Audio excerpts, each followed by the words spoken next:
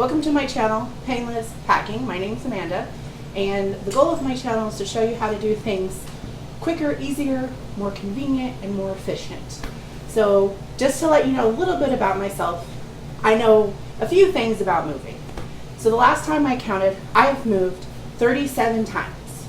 That is as a kid, on my own, when I got married, traveling overseas. I've done things the harder way, the more frustrating way, the more time-consuming way, which has led me to the tips and tricks that I want to share with you guys today. And I have also lived in plenty of different environments. So I've shared house with family, I've lived on my own. Like I mentioned before, I got married. I went through that process of combining your things together.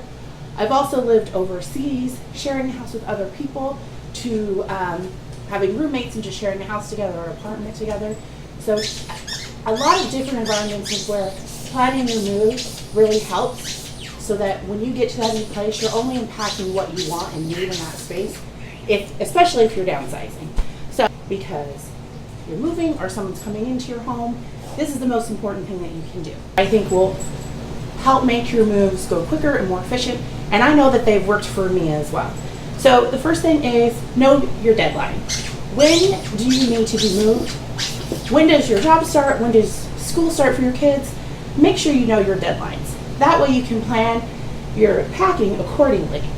Did you give yourself just a week to move? Do you have a few months? Knowing your deadline is very important, so you know the speed you need to go at and how to tackle each area of your house. My second point is that I add to this list is, what am I packing? Am I putting stuff in storage? Am I moving someone into a room in my house, so I just need to take care of that room? Am I doing a full house move? Everything in the house needs to be packed. Also, are you doing renovations? Is it just your kitchen or your dining room? These are all important things to know. That way you're being as efficient as possible. You're not backtracking. You're not, oh, I forgot this, I have to do this again. You're just adding more headaches when you don't need to. So it's very important to know, what all are you packing at this point. And my third point, which is the one I love because I hate backtracking so much, which is, where are you going to start in your house? So, for instance, if you need to pack your full house, are you starting in your room, your kids' room, your dining room, your kitchen? Where are you starting? So, for me, I never start in the kitchen because I feel like that is the place that gets used the most. I leave that to last before moving. So it's the last thing I pack, and it's the first thing that I unpack because the kitchen and everything in it need to be used so much. What I would recommend is starting with a bedroom, such as a children's room or your room, and then decide which way you want to go through your house. That you'll incorporate with your deadline as well as knowing what all you need to pack. So for the full house moving, I'd recommend starting with a room and then just continuing through the rooms, going to either your living room, your dining room, and lastly to your kitchen. Make sure the things you're going to use every day up until the day you move. Because I pack room by room, I don't pack like items. For me, it's really important to have the name of the person's room on the box, the name of that room if that's better for you. The fourth thing on my list is packing supplies. This is going to be a big part of preparing for your move, preparing for packing, knowing what you need in advance. So you will be surprised at what you already have in your home. Countless moves I've done, I know, hey, this is what I need to get. I go buy it all only to find that I have it already, and so I'm packing my packing supplies. So definitely check out and see what you already have so that you're not doubling up on things and saving costs. Moving can be expensive, so definitely save your money where you can. Now, as far as like boxes and tape, I definitely recommend that you take inventory of what you have to pack before you go get them. I hear a lot of people, and I've watched a lot of videos on YouTube where they say you always need twice as much boxes and tape than what you have. Just better get an idea of what you have. That way you get the right size boxes you need, the right packing supplies you need, so that they'll fit. If you're moving in your car or U-Haul, or you're paying for a pod service or something like that to move it, then you know exactly what you're paying for and you can fit the most in that space. So don't overbuy on the boxes and tape. It's not really that necessary. For my checklist, for my list of what I do for preparing to pack, is I come up with my deadline. I know what my deadline is. I know what I'm packing. I've chosen my starting point, and I went and made sure I have the necessary packing supplies or already have what I need, so then I can go on to the next step. All right, so step 2 is keep, throw away, or donate. This is absolutely my most favorite part of moving. I'm married to someone who loves stuff, and my husband is married to someone that loves to get rid of stuff. What can we throw away? What can we donate? This is my category. So now with that said, I do realize there's a lot of people like my husband where, you know, items are sentimental, you have attachments to them, you don't understand why someone like me just wants to get rid of them. So don't stress out, don't leave, it's okay. This is your stuff, you're in charge of it. So you're not listening to me saying, hey, get rid of everything you don't need, or is it a necessity? This is about you. What do you want to put the energy into packing and moving? What do you want to take with you? It's all about, think about it that way so you're not stressed out for someone that loves to keep all their things. You don't have to get rid of things. It's just keep the things that you love. In order to start this process, what I recommend is a 3-container system. Use trash bags, use boxes, whatever kind of containers you have, or just piles on the floor. It all works the same. And so for these, what I call them a yes, a no, or a maybe. And I've done this with my niece, and it worked wonderfully. So for her room, for her toys, what we did is we just dumped everything on the floor, all her toys, everything from everywhere in a huge pile. And then I had 3 boxes for her that were yes, no, and maybe. So whatever she knew right away, I love that, I want to keep it, it goes in the yes box. Whatever she was iffy on, I'm not sure, we just put in the maybe. We didn't stress about it, that you have to get rid of it or you have to keep it. And the things she knew automatically, hey, I don't need that anymore, it went in the no box. So after we finished going through everything, and she had a big pile of maybe stuff, at this point it was so easy for her, we could just go through and say yes or no on all this stuff, and she made quick decisions. And we ended up getting rid of like 3 big bags of toys out of her room, you know, to obviously make way for new toys, but she did get rid of stuff, so that's the important part. But I recommend this for everybody. Don't put pressure on yourself at the first go through to get rid of stuff, especially if you have a lot of things that mean a lot to you or gifts that you've been given. Just put them in the maybe and deal with them. When you've gone through everything else, you can make a quick decision on. I know that this step might seem like more work. We're like, hey, I'm just packing and moving. I just need to throw stuff in a box, get them on the truck, and get to the new location. But like I said, you don't want to move stuff and put the energy into things you're just going to throw away or donate anyways.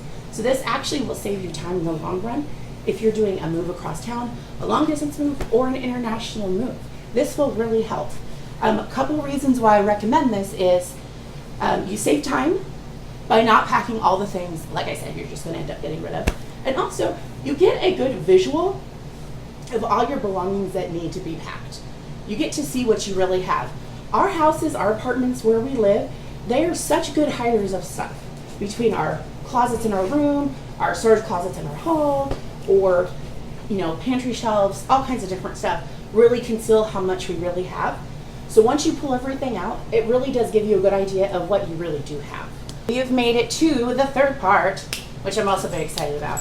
So this is called the packing and staging part. This is where you've now made your list, you have everything you need, you've already gone through everything, so you're only packing what you really want to keep and go to the new place. You are ready to pack. But not only are you ready to pack, you're ready to stage as well. And I'll explain what that means. This is probably one of my favorite things that I've covered. So the packing and staging is once you are motivated, once you have done one room, you start packing, just go with your momentum and get as much done as you can. Try and be quick and efficient with it, and you will see you can get so much done. With packing quickly and efficiently, I don't want you guys breaking stuff. I don't want you to feel like I'm saying, just throw all your glasses in a box and tape it up and go and it'll survive the move, because it won't survive. I'm gonna do another video in the future about how to pack your dishware and glasses and things like that so they won't break. But I will tell you this, I've never moved, never once in all of my 37 moves, and not have something not get damaged by water or break or something happen. So just count on it that at least one thing's gonna break, and that way you don't stress about it. So once it happens and it breaks, you just throw it away and it's fine. I'm telling you, it happens every day for me.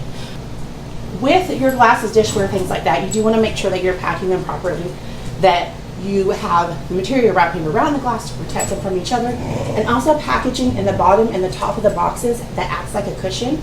That way, as you stack boxes, the pressure isn't being put on delicate items. So I just want to make sure that I mention that at this point. I want to mention is furniture you want to protect, TVs, kind of antiques and things like that. You do want to make sure that they do have like the blankets or something protecting them so they don't get damaged in the move. Very good tip for more expensive things. And that your TVs need to always be standing up. My second to last tip in this area is do your sentimental stuff last. Your pictures, your photos, your priceless things people have given you, your things you hang up and display, do those last. You'll be very tempted to go through memory lane on each item and, oh, I remember when my husband gave me this. Oh, I remember when my kid drew this picture for me, and you just dwell on it and get sucked in and looking at something for, 10 minutes or so. So my advice is do it last. And also, you are moving out of your space. So if you're doing a full house move, you're moving out of a space into a new one. Instead of getting sucked into doing all this sentimental vetting and the feelings of feelings in this place you're moving away from, save all that for when you unpack. So make sure you pack all those boxes, you clearly label the boxes, make sure if you need to do protective packaging on them, you do it. But my advice is don't delve into getting very nostalgic at this point. Save that for your new place and build memories in your new place. And finally, staging, which I figured this out only a couple moves ago. So I probably did like 34 moves without doing this one. And now we've done it ever since the last 3 moves, and it's awesome. So this is the staging part. This is how we keep track. What have we done? What have we not done? We're going crazy because we're moving and all these moving parts are happening, and truck and kid schools and things, and what do I have done? So staging. So for us, our dining room is the least used place of our house. So if you have a den or a spare room or something else that works better, that's great. But what we did is we took the dimensions of the U-Haul trailer we're actually using, but you can do your truck or whatever you're moving, and we actually made a dimension grid of that in our dining room, and we moved as we packed boxes and rooms were done. So as soon as our bedroom was done being packed, we moved all those boxes in that grid, and then we did the same thing in the other room, bathroom, everywhere, kitchen, whatever. It all goes in there. That way we can see how things stack up. We can make sure it will fit. If for any reason it doesn't fit and we have more stuff, you don't have to chuck it and throw it away. It just means you need more space. You need a bigger truck, bigger trailer, or you can go ahead and put the rest of that stuff in your car or your SUV. But the big thing here is that at least you know, that way you're not dealing with this headache on the moving day, because places like U-Haul, Ryder, Penske, Budget that you rent these trucks from don't always have the best availability. So if you call them the same day and say you need to upgrade your truck, they might tell you, you got what you got. Like, we don't have anything else to give you, or you could be looking at very expensive rates. So just an idea to kind of do that ahead of time. That way you know exactly. So that's it. And those are my 3 easy tips. So thank you for coming to my channel. I hope you enjoyed this video. If you liked it, please give me a thumbs up. And don't forget to subscribe.